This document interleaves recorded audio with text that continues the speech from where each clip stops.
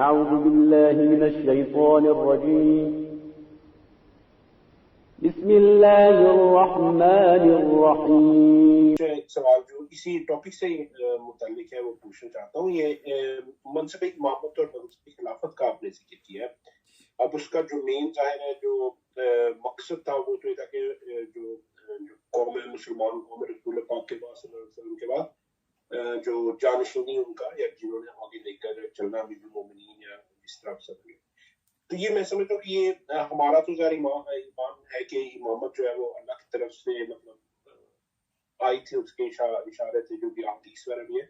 लेकिन ये खिलाफत का कॉन्सेप्ट ये मतलब और इमामत का ये कब से मतलब जाहिर है जो जानशीन थे बाद में उन्होंने खिलाफत का पॉइंट उठाया, तो उस वक्त ही इमामत और खिलाफत का क्या अगर आप इसकी वजाहत कर सकें। आप मेरा सवाल मतलब मैं अपना कर सका सवाल।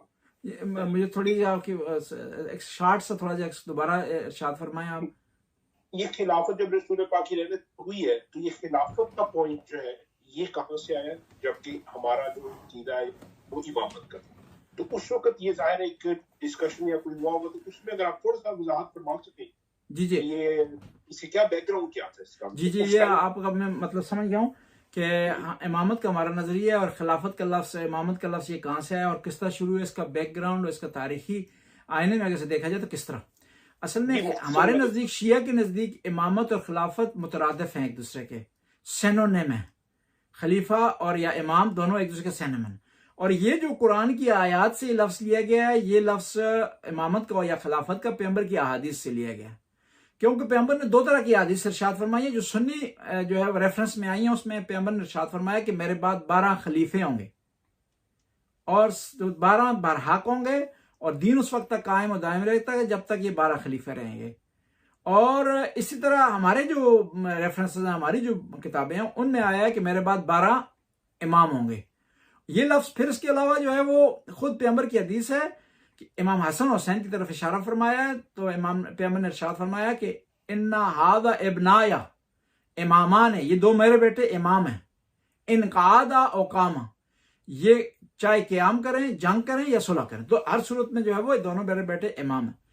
फिर कुरान में लफ्ज इस्तेमाल हुआ हजरत आदम के लिए, इन्नी जायल फिल अर्द खलीफा, कि मैं जमीन में खलीफा बना रहा हूं। इसी तरह हजरत दाऊद के लिए लफ्ज इस्तेमाल हुआ है कि हमने दाऊद तुझे खलीफा बनाया। फिर इसी तरह हजरत इब्राहिम के लिए है कि वो हजरत इब्राहिम ने खुदा के इम्तिहान में कामयाबी हासिल की, तो खुदा ताला ने इरशाद फरमाया कि ए इब्राहिम मैं तुम्हें इमाम बना रहा हूं।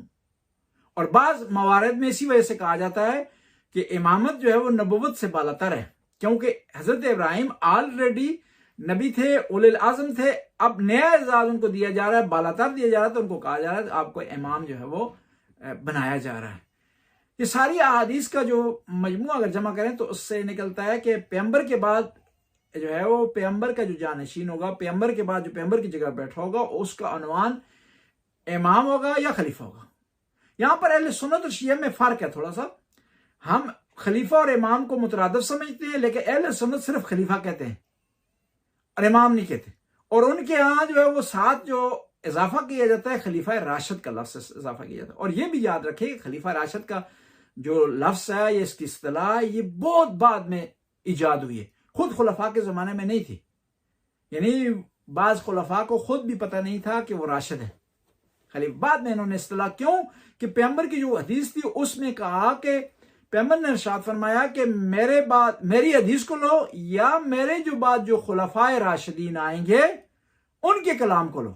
और हमारे यहाँ खुलफाए राशिदीन से 12 इमाम मुराद हैं, और इसी बुनियाद पर हम कहते हैं कि 12 इमाम मासूम है।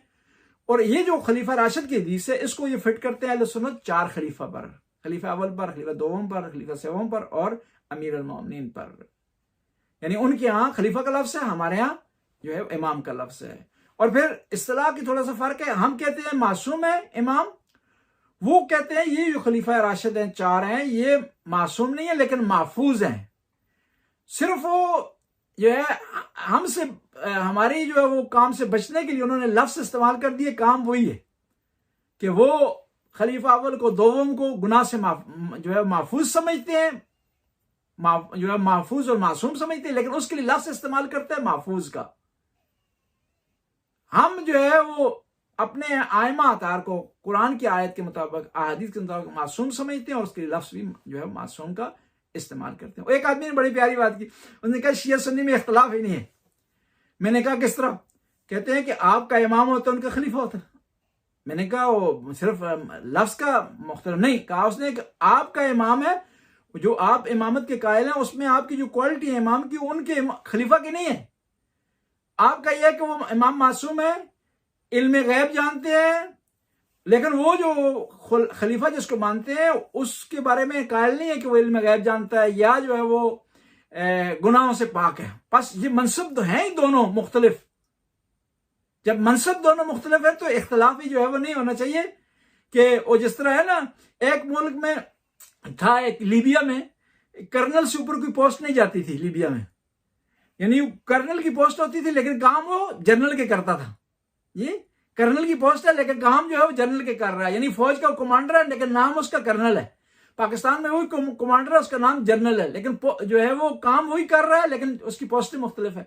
तो वो भी कह रहा था कि पोस्टें जब मुख्तलिफ है तो इख्तलाफ नहीं होना चाहिए शिया और सुन्नी में, कि एक की पोस्ट का नाम जो है वो खलीफा है, दूसरे की जो पोस्ट का नाम जो है इमाम है। नहीं, ये जो बातें जो सिर्फ ज़हनी इख्तरा है। हमने जो इस्तिलाह भी अगर ली है ना, अगर हमने कोई टर्म भी ली है तो हमने कुरान से ली है, हदीस से ली है, पैगंबर के फरमान से ली है, उससे हटकर कोई नहीं ली। इसी बुनियाद पर बाज़ औक़ात हमारे अहले सुन्नत भाई बाज़ जगह पर फंस गए हैं।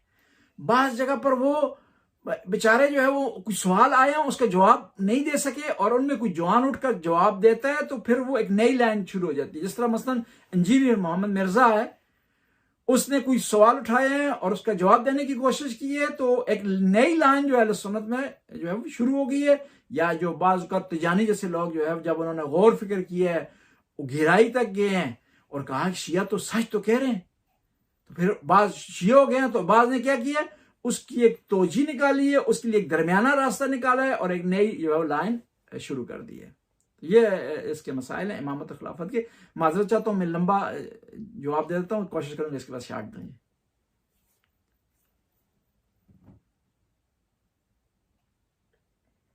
बहुत शुक्रिया। ये सवाल अगर ये हाथ उठाया हो, अगर वो करने सवाल, जी सवाल है ये आसम ने शायद उठाया। जी जी जी मौलाना साहब, मैं पूछना चाह रही थी, शायद मेरी नॉलेज में आगे पीछे पॉइंट्स हो गए हो, कि जैसे खिलकत आदम अलैहिस्सलाम के वक्त ये हुआ कि अल्लाह ताला ने ये प्री डिसाइडेड था कि ये जो बनाया है मैंने ज़मीन पे खलीफा बना के भेजा जाएगा, तो फिर बाद में तरके उला हुआ, फिर वो बाद में कहा जाता है कि फिर वो ज़मीन पे भेजे गए। तो ये तो प्री डिसाइडेड ही नहीं था उनकी खिलकत के वक्त कि उन्हें ज़मीन पे ही भेजा जाना है इन फ्यूचर? जी जी इस पे अगर आप रोशनी डाल दें। जी जी ये आपका सवाल जबर अख्तियार के हवाले से है कि जब कोई चीज़ प्री डिसाइडेड है तो फिर उसमें वो कसूरवार नहीं होना चाहिए हज़रत आदम को या इस तरह के दूसरे बाद मसाइल। ये जो प्री डिसाइडेड होता है किसी हद तक होता है, मुकम्मल तौर पर नहीं होता, और इसे हम सस्पेंशन की हालत में कहते हैं। मिसाल के तौर पर आपने प्री डिसाइडेड आपका कि आपने कल इम्तिहान देना है, एग्जामिनर को पता है, स्कूल वालों को पता है, कॉलेज वालों को पता है, ये प्री डिसाइडेड। लेकिन ये इसके बाद ये प्री डिसाइडेड नहीं कि आपने क्या लिखना, उसमें आपने पेपर क्या देना है। यानी यहां तक जो है प्री डिसाइडेड है कि आपका इम्तिहान कब किस तारीख को होगा और कौन से स्कूल कौन से कॉलेज में होगा, किस टाइम पे होगा। लेकिन उसके बाद जो है जो दूसरे जो मसाइल है वो प्री डिसाइडेड नहीं है। हजरत आदम का ये प्री डिसाइडेड था कि वो जन्नत में जाएंगे, लेकिन उसके बाद वाले जो मसाइल है वो प्री डिसाइडेड नहीं है। क्योंकि प्री डिसाइडेड अगर कहें तो फिर इंसान खुद मुख्तार नहीं है। खुद मुख्तार जब नहीं होगा तो फिर उसको सजा और जजा देना खुदा के अदल के खिलाफ है। लिहाजा ये कंबाइन जो सूरत हाल जो है वो इंसान से मुतल्लक है। इसलिए तो अमीरुल मोमिनीन से किसी ने पूछा कि बताएं कि इंसान खुद मुख्तार है या मजबूर है तकदीर के सामने। इमाम अली ने इरशाद फरमाया कि किसी हद तक मजबूर है, किसी हद तक खुद मुख्तार है। कि फिर इमाम ने मिसाल के जरिए उस इंसान के उस सामने वाला जो फर्द था उसकी ज़हनी सलाहियत के मुताबिक जवाब दिया कि अपना एक पाँव उठाओ। उसने उठाया तो इमाम ने कहा कि अब दूसरा पाँव उठाओ, तो उठा नहीं सका। तो इमाम ने फरमाया जब तुमने एक पाँव उठाया है इस हद तक तुम खुद मुख्तार हो, और दूसरा पाँव जो तुम नहीं उठा सकते हो मजबूर हो। बस ये कंबाइन है दोनों। जबर अख्तियार के हवाले से। और फिर ये उलमा ये कहते हैं कि जो तकदीर भी लिखी जाती है सस्पेंशन की हालत में होती है कि अगर ये आदमी सदका दे देगा तो इसकी जान बच जाएगी, अगर ये दुआ कर जाएगा तो इसकी जान बच जाएगी, लेकिन सदका भी नहीं देगा, दुआ भी नहीं करेगा, तो जिस रास्ते पर आज जा रहा है तो इस रास्ते में इसकी जो है वो हलाकत हो सकती है।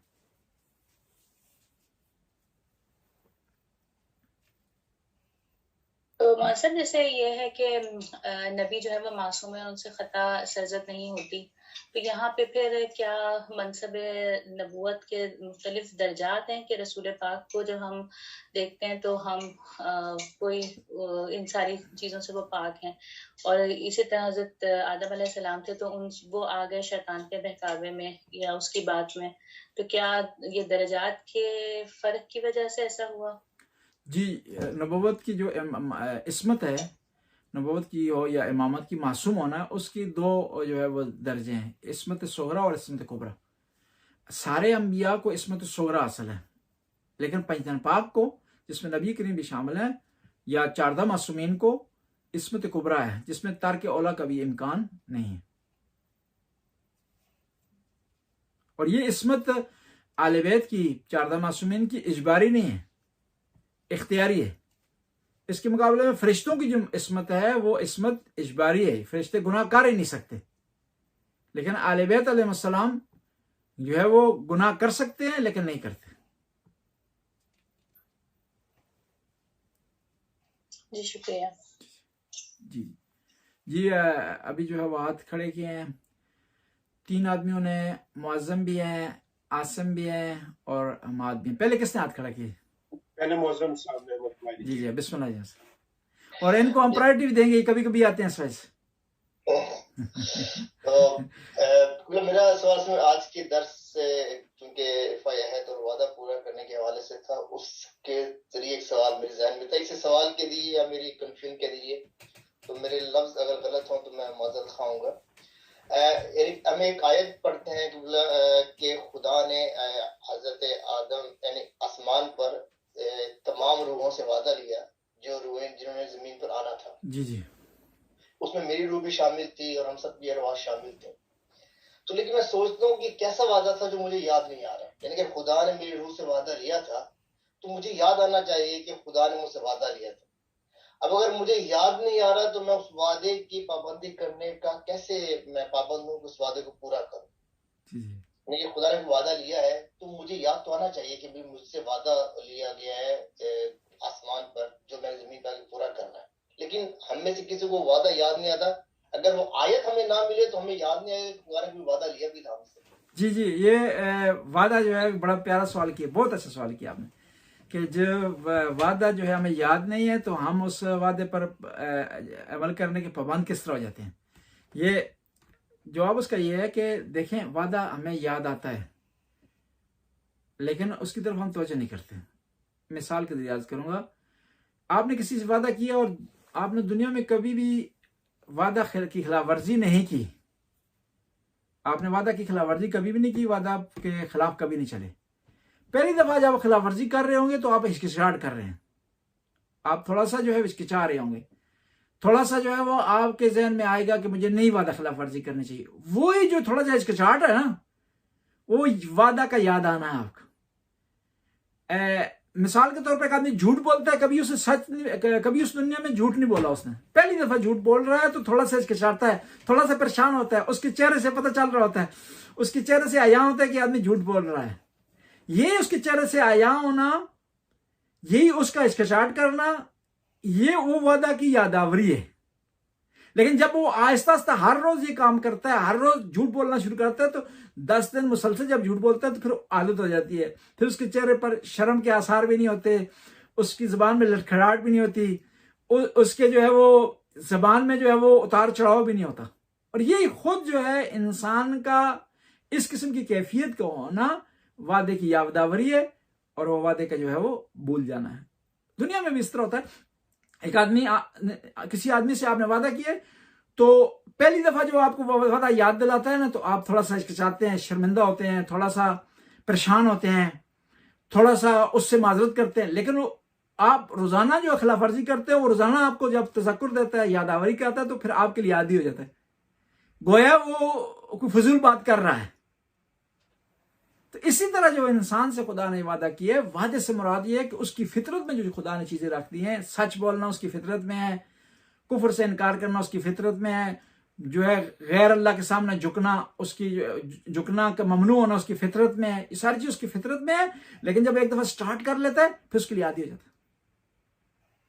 एक आदमी मिसाल के तौर पर चंदा इकट्ठा कर रहा है ना, वो पहली दफा चंदा खाने की कोशिश करेगा, नहीं खा सकेगा, वो परेशान भी होगा, टेंशन का शिकार होगा, खाएगा उसका नुकसान भी हो जाएगा। लेकिन वही आदमी जब मुसलसल खाना शुरू कर दे इकट्ठे करके चंदे, मैं पाकिस्तान की मिसाल देता हूँ, यहाँ तो कोई ऐसा नहीं है जी चंदा इकट्ठा करके खाए जी, तो वो जब आदत उसकी हो जाएगी तो फिर उसके लिए वो न शर्मिंदगी है, न टेंशन है, न परेशानी है, और आता नुकसान भी उसको नहीं होगा उसके बाद जी।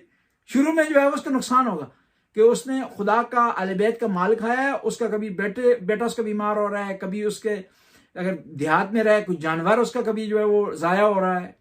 तो लेकिन जो है जब वो आदी हो जाएगा तो फिर उसका नुकसान भी उसको नहीं होगा। बस वादा याद हमें, और जब याद है तो हमें उसकी पाबंदी करनी चाहिए, और फिर फितरत की सच्चाई जो है वो खुदा के वादे की याद देनी है। और मुसलमानों पर डबल है, एक तो फितरत की जो है वो एक फितरत भी है, दूसरा जो खुद पैगंबर ने कुरान में इसका तज़किरा भी कर दिया है। अगर इंसान फितरत पर ना है तो कुरान ने बता दिया इसका कि वादा किया हुआ आपने। हमारा सवाल बहुत प्यारा था आपका।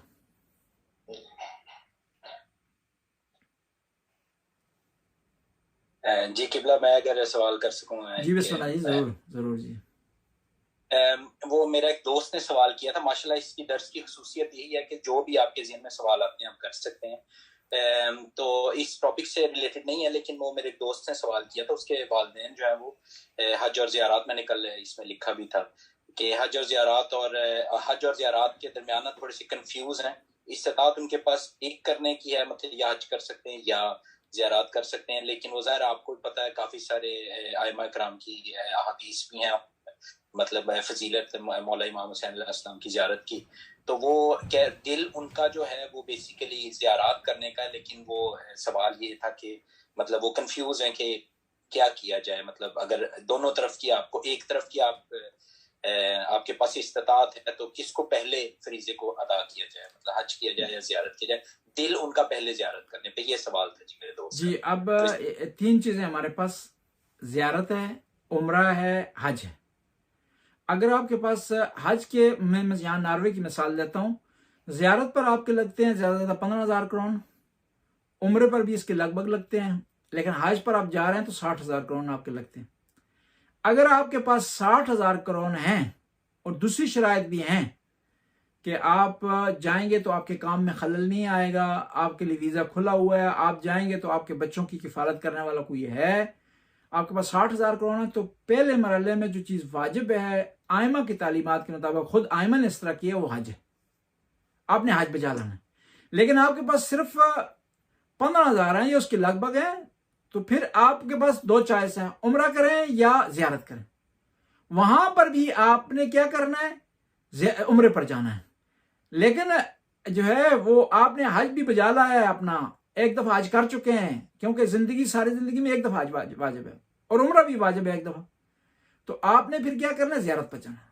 अब कहने वाला कह सकता है कि आपने जो है नाउज़ बिल्लाह इयाज़ बिल्लाह करबला की ज़ियारत, जिसका इतना बड़ा मकाम है, 70 हजों के बराबर है, आपने उसकी नफी कर दी। ऐसा नहीं, क्योंकि वही इमाम हुसैन, वही आले बैत ने हज की ताकीद की। ये एक मसला है। दूसरा मसला ये है कि इमाम हुसैन की ज़ियारत हज 70 हजों के बराबर है, लेकिन मुस्तहब है इमाम हुसैन की ज़ियारत, लेकिन हज जो है उसके मुकाबले में वाजिब है। बाज़ इबादतें मुस्तहब होती हैं, उनका सवाब ज्यादा होता है, वाजिब इबादत से बालातर होती हैं, लेकिन इसका मतलब ये नहीं है उसकी बुनियाद पर आप वाजिब इबादत को छोड़ दें। नमाज तहज्जुद का बहुत ज्यादा सवाब है, बहुत ज्यादा अजर है, बहुत ज्यादा मकाम है, लेकिन ये नहीं कि नमाज तहज्जुद पढ़ने की वजह से सुबह की नमाज आप छोड़ दें, सारी रात इबादत करें, लेकिन सुबह का जो टाइम हो तो उस टाइम में सो जाएं, ऐसा आप जो है वो नहीं कर सकते। इसकी आसान सी मिसाल दूंगा। देखें, यहां पर होता है, नहीं होता, पाकिस्तान में, ईरान में होता है, एक होता है ओवर टाइम, एक होता है असल ड्यूटी, और ओवर टाइम जब आप लगाते हैं, अभी पता नहीं है, नहीं पहले जमाने में होता था जब ओवर टाइम आप लगा रहे हैं तो आपको डबल पैसे मिलेंगे। एक आदमी इस तरह करे कि कहे कि क्योंकि इसमें डबल पैसे मिलते हैं, असल नौकरी छोड़ दो, सिर्फ ओवर टाइम लगाते जाओ, तो कहां वाले उसको इजाजत नहीं देंगे। कहेंगे ये जो पैसे इसके ज्यादा मिलेंगे, सहूलत इसकी ज्यादा मिलेगी, इसका जो दुरानी मुमकिन है काम हो, लेकिन तब होगा कि जब आप असल अंजाम देंगे। इमाम हुसैन की जियारत का बहुत बड़ा सवाब है, बहुत बड़ा अजर है, लेकिन इस सूरत में है कि जब आप वाजिबात को बजा लाएं, उन्हीं हस्तियों के फरामीन को बजा लाएं, उन्हीं हस्तियों को जो है फॉलो करें। बस ये है कि पहले मरहले में आपके पास हज के पैसे हैं तो अपने हज बजा लाना है, दूसरे मरहले में आपने उम्रा बजा लाना है, तीसरे मरहले में आपने क्या करना है, ज़ियारत बजा लानी है। और एक और चीज भी है, जब आप हज पे जाते हैं, उम्रा पे जाते हैं, वहां भी ज़ियारतें करते हैं आप। इमाम हुसैन की बारगाह में करबला में आ रहे हैं, उनकी वालिदा मोहतरमा खातून जन्नत की बारगाह में आप हाजिर हो रहे हैं, उन्हीं के नाना जो अजीम है पैगंबर आज़म, उनकी बारगाह में आप हाजिर हो रहे हैं, उन्हीं की औलाद इमाम जाफर सादिक, इमाम बाकर, उन्हीं के जो है वो भाई इमाम हसन की बारगाह में आप हाजिर होते हैं। और फिर ये याद रखें, आज के जमाने में जो है वो करबला में बहुत ज्यादा रौनक है, सही खाली नहीं रहता करबला, लेकिन जन्नतुल बकी खाली है। वहां दुश्मनों को जाएं बताएं कि नहीं, इन हस्तियों को जो तुमने इनकी जियारतों को मिसमार किया है, इनकी जियारतें नहीं बना रहे दे रहे, इनकी जियारत को आने वालों को तंग करते हो, लेकिन ये आशिक फिर भी जियारत छोड़ नहीं रहे, फिर भी तुमने दरवाजा बंद कर दिया, लेकिन जन्नतुल बकी के सामने कतारें बनाकर खड़े हैं। ये आशिक है आले बैत के, बीबी पाक के आशिक है, बीबी पाक के चाहने वाले। तो जो है वो हत्ता अगर सख्ती भी हो तो फिर भी हमें हज पर, उम्रे पर, जन्नतुल बकी की जियारत पर जो है वो जाना चाहिए, ताकि दुश्मन को हमारी उन अजीम हस्तियों का इल्म हो जाए। एक जमाने में मसला हुआ ना कि उलमा ने नजफ में मीटिंग बुलाई कि ये जो जियारतें हैं, हरम है इमाम हसन का, इमाम अली का, काजमैन, तो यहां पैसे जो हम डालते हैं वो पैसे सद्दाम उठा लेता है, तो आए मिलकर सारे फतवा देते हैं कि पैसे जरिए में ना डाले जाएं। तो एक मुजतहिद थे, उन्होंने कहा नहीं, लोगों को मना ना करें, बल्कि कहें और डाले, ताकि दुश्मन को पता चले कि हम जो है वो अपने आइमा से कितनी मोहब्बत करते हैं, कितनी चाहत करते हैं। पैसे जरूर डालें, दुश्मन उठा रहा है इसके बावजूद भी डालें उसमें, ताकि उसको पता चले, हमारी ताकत का भी पता चले और हमारे इश्क का भी पता चले इसको। जज़ाकल्लाह जी, शुक्रिया बहुत बहुत जी। अभी आसम काफी देर से माजरत भी चाहते हैं, इनसे जो है वो हाथ भी खड़ा किया हुआ काफी देर से उन्होंने, तो जी आसम जी सवाल कीजिएगा। नहीं, मतलब इन्होंने बाकी सब ने हाथ पहले खड़ा किया था, उनका हाथ पहले था, उन्होंने सही सवाल किया। मेरा सवाल जो था वो अपना जो सवाल था वो था रसूल, पैगंबर, नबी और एक मनसब और है शायद, रसूल, नबी, पैगंबर और खैर से 4 थे, मुझे एक नाम याद नहीं आ रहा शायद। तो ये 4 मनसब है, इनके अलग अलग फजाइल है, तो तीन है 4 है। एक तो इस पे अगर आप वजाहत कर दें कि इनमें फर्क कहाँ कहाँ आता है, कि रसूल, नबी, पैगंबर और उलुल अज़्म पैगंबर था शायद, ऐसा कुछ। और दूसरा ये कि इसी से कनेक्टेड सवाल, आपने इमामत की बात की थी। इमामत का पहला दर्जा अगर हम कुरान करीम के हिसाब से देखा जाए तो शायद हज़रत इब्राहीम को सबसे पहला इमाम का दर्जा हासिल था, जो इमाम का दर्जा होता है। कोई और अंबिया भी हैं जिनके बारे में इमाम का लफ्ज इस्तेमाल हुआ हो कि ये इमाम है। ये मेरा अपना सवाल था। और बाकी ये मुझे मौज़म भाई और हमाद भाई ने जो सवाल किया उससे ये जुड़ है, लेकिन पहले ये जी आपने कहा कि पैगंबर, नबी, रसूल, पैगंबर और नबी, ये पैगंबर का लफ्ज इस्तेमाल होता है फारसी और उर्दू में, ये अरबी का लफ्ज नहीं है, ये तर्जुमा हुआ रसूल का। और नबी, अब फर्क है नबी और रसूल में, नबी और रसूल में फर्क यह है कि रसूल का मकाम बालातर है नबी से। नबी जो है 1,24,000 हैं, लेकिन जो रसूल हैं वो 313 हैं। नबी और रसूल में जो फर्क यह है कि नबी खुदा की तरफ से पैगाम लेता है और हमेशा जरूरी नहीं है कि वो उस पैगाम को आगे पहुंचाने का वो मुकल्लफ हो, लेकिन रसूल उस पैगाम को आगे पहुंचाने का मुकल्लफ होता है। ये फर्क है नबी और रसूल में। और फिर रसूलों में जो 313 हैं, 5 उलुल अज़्म हैं, 5 उलुल अज़्म हैं, यानी वो अंबिया जो कि शरीयत लेकर आए हैं, जो साहिब शरीयत है, उन्हें उलुल अज़्म कहा जाता है। बस ये फर्क हुआ नबी रसूल में और उलुल अज़्म अंबिया में। दूसरा आपका क्या सवाल था इमामत से मुताल्लिक? इमामत से मुताल्लिक ये था कि मैं एक और सूरा भी पढ़ा था, उसके अंदर भी क्लियरली आता है कि हजरत इब्राहिम के बारे में इमामत का मनसब क्लियर है। और अंबिया या उलुल अज़्म पैगंबर या कोई और हैं जिनके लिए इमामत का आया हो हदीस में या फिर कुरान करीम में? जी मेरे ज़हन में इस वक्त नहीं है, मैं इसको देख करके बताऊंगा। को वो इमाम अली इरशाद फरमाते हैं ना कि ये कह देना कि मुझे नहीं आता आधा इल्म है, जी तो आधा तो ना गंवाएं कम अज कम ना जी। वो बहुत बड़े अलामत है अल मीज़ान के जो है वो अलामा तबतबाई, वो एक दफ़ा गुजर रहे थे रास्ते में से, एक आदमी ने मसला पूछा तो उन्होंने कहा मुझे नहीं आता। तो उस आदमी ने फौरन कहा कि इतना बड़ा इमामा सर पे रखा हुआ है तो मैं मसला नहीं आता। तो उन्होंने फौरन सर से इमामा उतार कर उसके सर पर रख दिया, कहा अगर इमामे से मसला हल होता है ये तुम्हारे सर पर रखता हूँ, जवाब दो अभी। ये इसको देख कर इंशाल्लाह मैं जवाब दूंगा अगली दफा, याद दिलाइएगा अगली दफा मैं इसका जवाब जरूर दूंगा जी। अब जो मेरा कनेक्टेड सवाल है, मुअज़्ज़ज़ भाई का सवाल बहुत जबरदस्त बेहतरीन सवाल उन्होंने किया, उससे कनेक्टेड एक सवाल है, मुत्तसिल एक सवाल ये कि जैसे अहद कुरान करीम के अंदर बताया कि हमने तौहीद का जो है अहद लिया, कि कुरान करीम के अंदर ये बात है कि तौहीद का हमने अहद किया था, क्या इस अहद की तफसील है कहीं और हदीस में या फिर वो जो हदीस कुदसी में या किसी इरशाद में कि हमने और कोई चीजें भी थी जिसके बारे में कहा था? क्योंकि जैसे आपने बताया हमारी कोई बिल्ट इन फीचर्स हैं एक तरह की, कि हम वादा जब खिलाफी हम करते हैं तो हमें बुरा लगता है, हम सच बोलते हैं, हमारी फितरत के अंदर बिल्ट इन है। तो क्या ये और तफसील है उसकी, उस वादे की जो हमने जी उसकी बहुत ज्यादा तफसील है। इस वादे की जो वादा आलम ज़र में खुदा ने आपसे बंदों से लिया, उसके अहादीस में कुदसी कुरान के आयात में है, उन तमाम को जमा की जाए तो फिर एक पूरे जो है वादों की लिस्ट बनती है।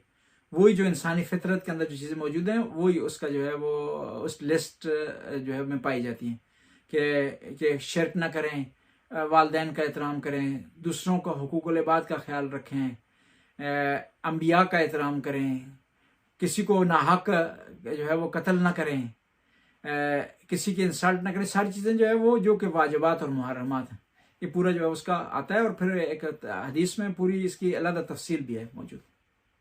तो वो इंशाल्लाह हदीस और जो कुरानी आयात हैं इससे मुताल्लिक वो इंशाल्लाह लिख देंगे इसको इसमें ग्रुप में इंशाल्लाह।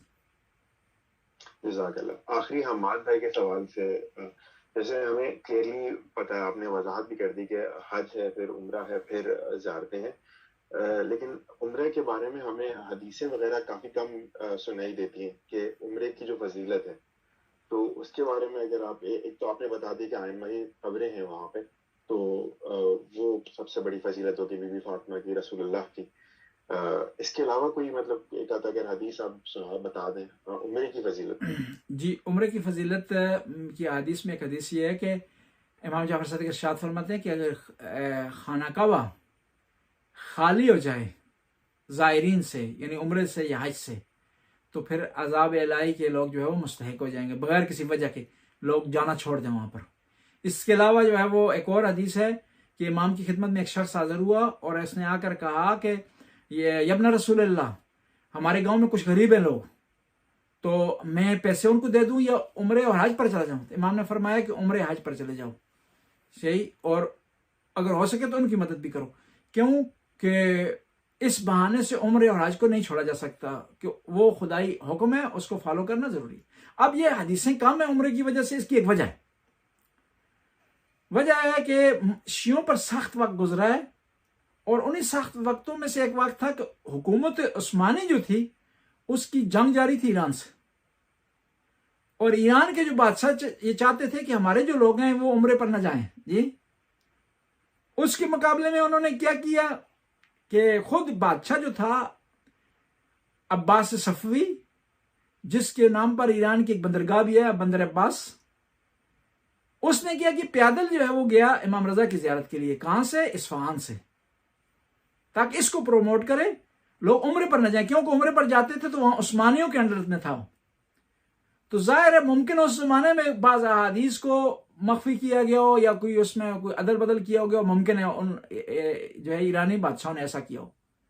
इसकी एक और मिसाल भी दूंगा कि यजीद के ज़माने में और बाद के ज़माने तक, मरवान के ज़माने में मक्का पर किसका कब्जा था? अब्दुल्ला बिन ज़ुबैर का।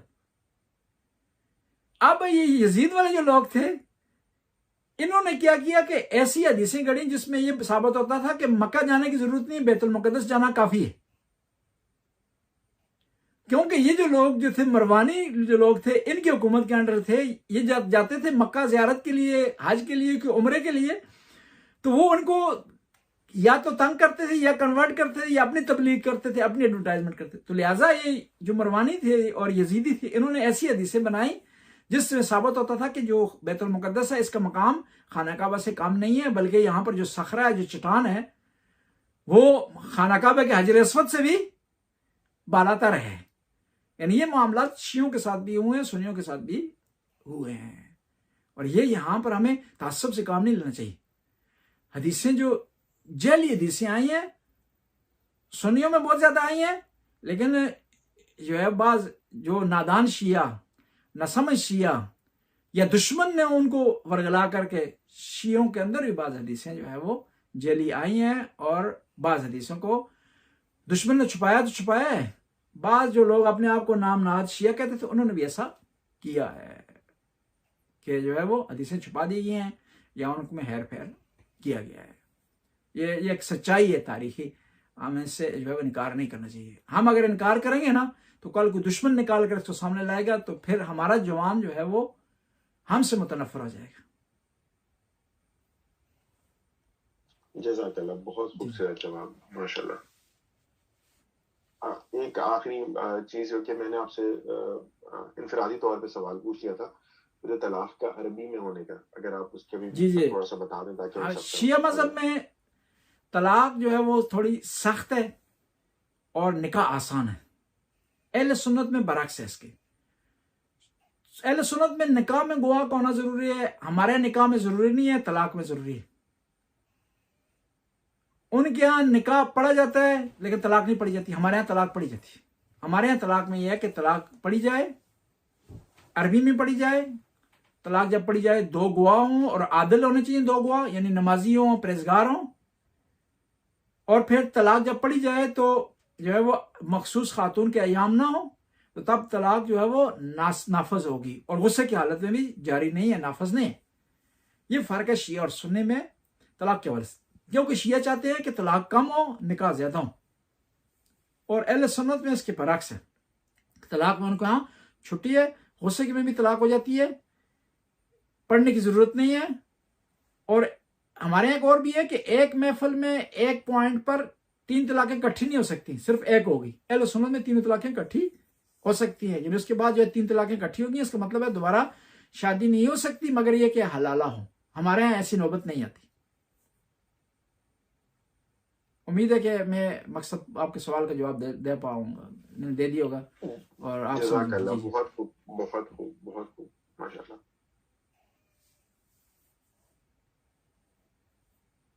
जी, और कोई सवाल है? जी, सवाल मेरे ख्याल में नहीं है। अल्लाहुम्मा सल्ली अला मुहम्मदिन व आले मुहम्मद व सल्लिम अला मुहम्मदिन व आले मुहम्मद व बारिक अला मुहम्मदिन व आले मुहम्मद व अरहम मुहम्मदिन व आले मुहम्मद का सल्लमा सल्लैता व सल्लमता व बारकता व तरहमता अला इब्राहीम व आले इब्राहीम इन्नका हमीदुम मजीद व सल्लल्लाहु अला जमीअल अंबिया वल मुरसलीन। खुदा इस कलील सी इबादत कबूल मंजूर फरमा, हमारे गुनाहों से दरगुजर फरमा। या अल्लाह जो बातें हमने की इसमें कोताहियों से माफ़ फरमा। या अल्लाह ये जो मोमिन मोमिनात यहाँ तशरीफ़ फरमाएं, इनकी हाजत रवाई फरमा। या अल्लाह जो वक्त यहाँ देते हैं इसका इन्हें दुगना चुगना अता फरमा। या अल्लाह इनकी मरहूमीन की मग़फ़रत फरमा। या अल्लाह इनको मज़ीद दीनी और दुनियावी मैदानों में तरक्की अता फरमा। या अल्लाह तू गफ़ूर रहीम, रहम करने वाला, करम करने वाला, हम पर रहम करमों की बारिश फरमा। रब्बना आतिना फिद दुनिया हसना व फिल आखिरति हसना व क़िना अज़ाबन नार। आखिर में अपने मरहूमीन मरहूमात के लिए एक दफ़ा सूरह फातिहा पढ़ें माल इख़लास व सलावत। अल्लाहुम्मा सल्लि अला मुहम्मद व बिस्मिल्लाहिर रहमानिर रहीम अल्हम्दुलिल्लाहि रब्बिल आलमीन अर्रहमानिर रहीम मालिकि यौमिद्दीन इय्याका नअबुदु व इय्याका नस्तईन इहदिनस सिरातल मुस्तक़ीम सिरातल लज़ीना अनअमता अलैहिम गैरिल मग़दूबि अलैहिम वलद्दालीन। बिस्मिल्लाहिर रहमानिर रहीम कुल हुवल्लाहु अहद अल्लाहु समद लम यलिद व लम यूलद व लम यकुल लहू कुफुवन अहद। अल्लाहुम्मा सल्लि अला